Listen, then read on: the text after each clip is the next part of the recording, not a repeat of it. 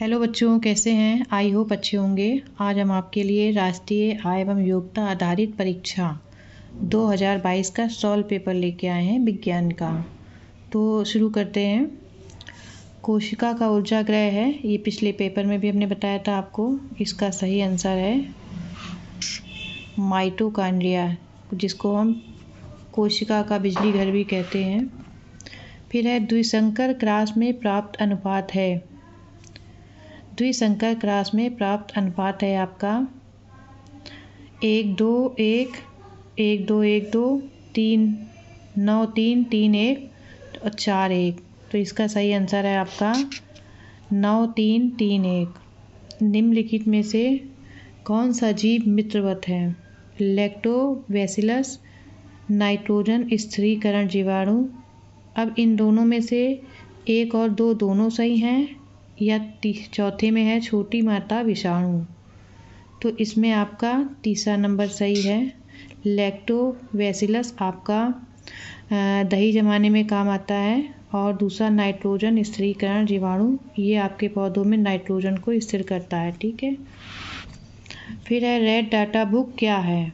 Red data book red alert क्षेत्रों की सूची, लुप्त प्राय जंतु एवं वनस्पतियों की सूची, अंतर्राष्ट्रीय आतंकवादियों की सूची कि लाल रंग के जंतुओं की सूची? बताइए।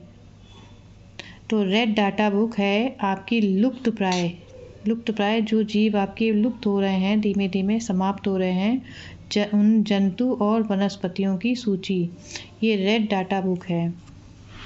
निम्नलिखित में से कौन अपुष्पी पौधे का उदाहरण है? मांस, आम, कटहल, अंजीर।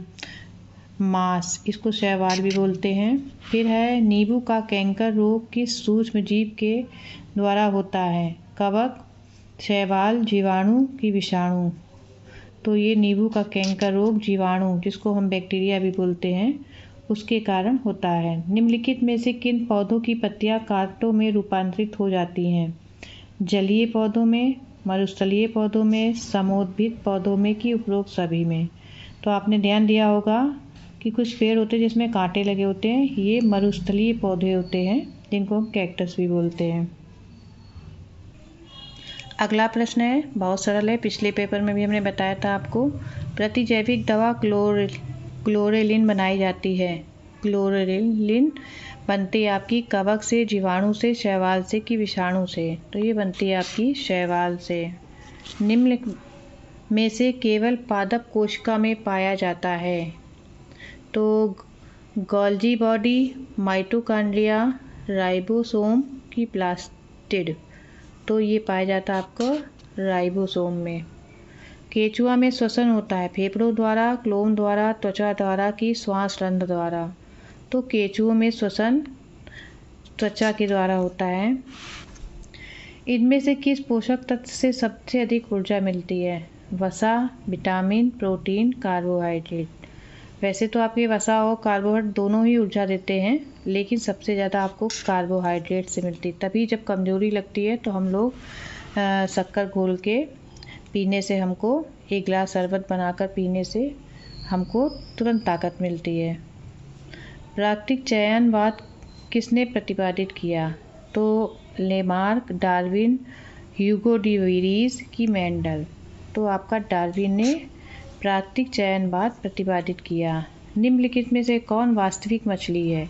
क्रेफिश, जेलीफिश, फ्लाइंग फिश की कटल फिश? तो वास्तविक मछली में आती है आपकी फ्लाइंग फिश।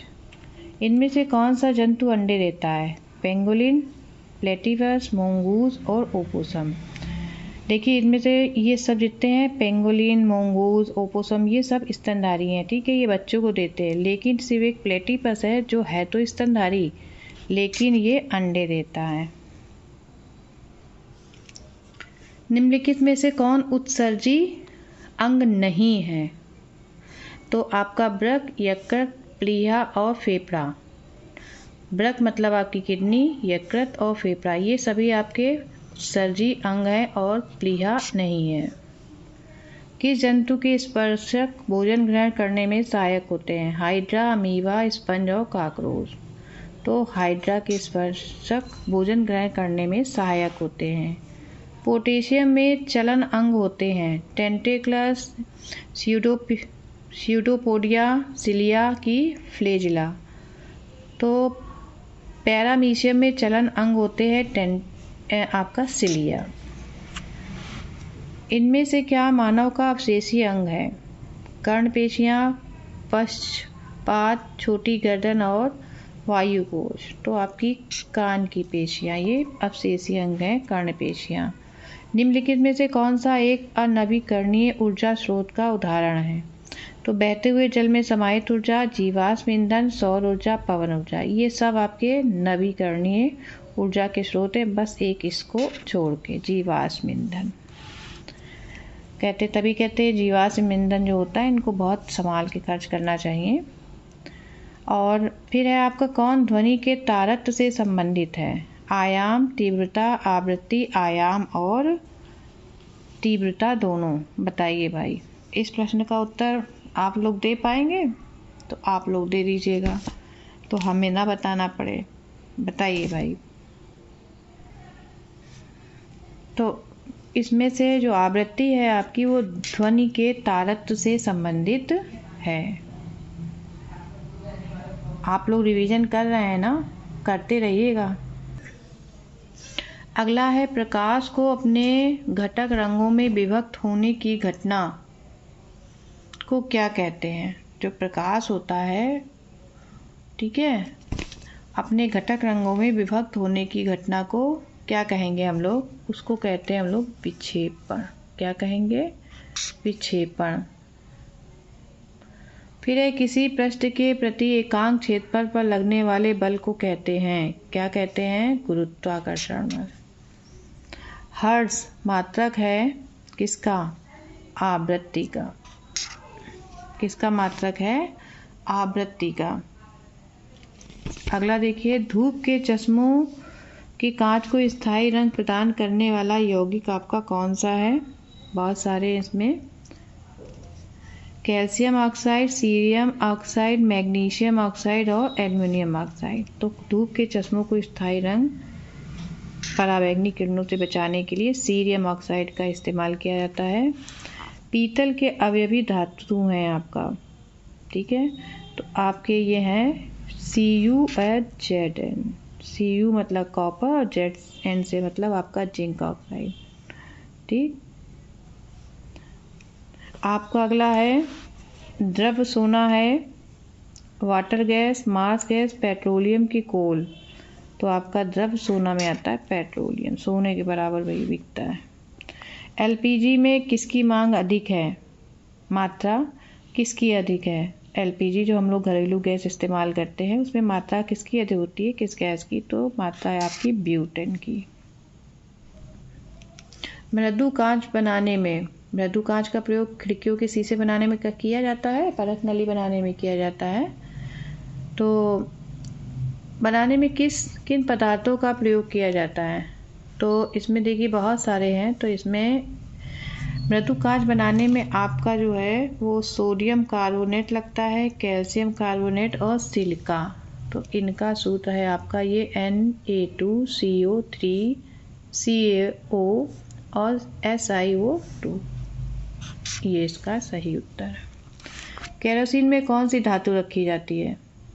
तो एल्युमिनियम, मरकरी, सोडियम और मैग्नीशियम। तो सोडियम को रखा जाता है क्योंकि ये जल के साथ और वायु के साथ बहुत तेज़ी से प्रतिक्रिया करती है। विश्व विकलांग दिवस कब मनाया जाता है? 3 जनवरी, 3 जून, 3 दिसंबर की 3 अगस्त। तो 3 दिसंबर को विश्व विकलांग दिवस मनाया जाता है। निम्नलिखित में से खरपतवार नाशी है? यूरिया, कंपोस्ट, मेटाक्लोर या अमोनिया सल्फेट। तो आपका है मेटाक्लोर खरपतवार नाशी है। सामान्य नेत्र के लिए किसी वस्तु को स्पर्श देखने की न्यूनतम दूरी है? तो 25 मीटर है, 2.5 मीटर है कि आपकी 25 सेंटीमीटर है कि 2.5 सेंटीमीटर। तो इसकी न्यूनतम दूरी होती है 25 सेंटीमीटर। चुंबकीय प्रभाव आर पार नहीं निकल पाता। लोहे की चादर से चुंबक के सिरों पर सभी जगह समान, चुंबक से दूर। बताइए भाई। तो है आपका लोहे की चादर से इसका प्रभाव आर पार नहीं निकल पाता। सभी वेब एड्रेसेस इनमें से किससे शुरू होते हैं? आपने कभी कुछ सर्च किया है, कोई लिंक, ठीक है, तो आप कौन सा सबसे पहले लगाते हैं, कौन सा वेब एड्रेस है ये आपके कंप्यूटर में सर्च करने के लिए किसी भी लिंक को? तो HTTP, HTTP और इसके बाद में HTTP आपके ये दो जी बिंदी जैसे रखे हैं। खैर आप इसको देख लीजिए, ये वाला आपका सही है, इनको पहचान लीजिए। ये अनुपात का चिन्ह लगा है और तिरछे जो हैं ऑब्लिक करके बने हैं दो, ठीक है। फिर है द्रव का मात्रक है न्यूटन मीटर, किलोग्राम, जूल की न्यूटन मीटर। तो दाब का मात्रक है आपका न्यूटन मीटर। दाब का मात्रक है आपका न्यूटन ऑब्लिक मीटर, ठीक है। चलिए, आपको अच्छा लगे तो लाइक करें, शेयर करें और सब्सक्राइब करें। तब तक के लिए आपको गुड लक, आपको 12,000 की छात्रवृत्ति मिले।